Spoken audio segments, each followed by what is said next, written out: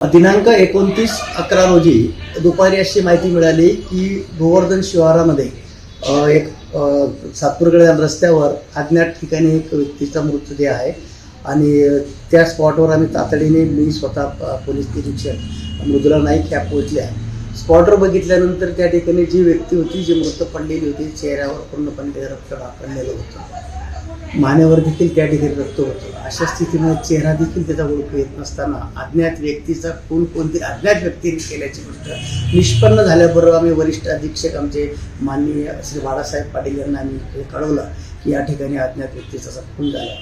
हे पोलीस अधीक्षक साहेब यांच्या आदेशाने त्यांनी दिलेल्या सूचनाप्रमाणे तातडीने आम्ही त्या घटनास्थळाचं बारीक निरीक्षण करून 2 टीम तयार करून त्या भागामध्ये आम्ही वर्ग केल्या.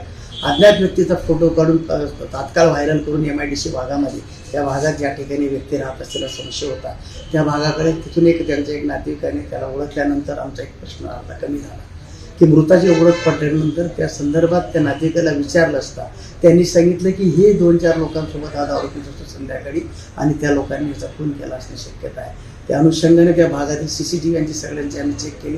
CCTVवर निष्पन्न झाल्यानंतर त्यातील 2 जे काही त्याचे मित्र होते की त्या मित्रांचं नाव निष्पन्न घालून ते लोक बिहार राज्यातील असल्याचे निष्पन्न झाले आणि त्या लोकांचा शोध घेतला असता मोबाईल किंवा टावर याच्या पद्धतीने ते लोक त्या ठिकाणी निघून गेल्याची बाब निष्पन्न झाली. तातडीने बिहार राज्यामध्ये टीम पोलीस अधीक्षक यांच्या आदेशाने आम्ही रवाना केल्या आणि तिथून एक आरोपीला अटक केली. दुसऱ्या आरोपीला आम्ही 6 तारखेला, एकाला 6 तारखेला अटक केली, दुसऱ्याला 11 तारखेला अटक केली.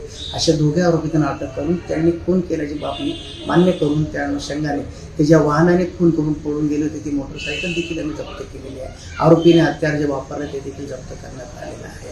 पुढील तपास मृदुला नाईक पोलीस निरीक्षक करीत आहे. त्यातील नावे ते देखील निष्पन्न झालेले त्या देखील आम्ही तात्काळ अटक करणार आहोत. गुन्हा होता खुनाचा हा अज्ञात व्यक्तीने मारून टाकलेला अत्यंत कठीण आणि किचकट असा तपास असताना याला 24 तासामध्ये आरोपी निष्पन्न करून त्यांना आम्ही 72 तासाच्या आत या ठिकाणी अटक करण्यात यशस्वी झालो.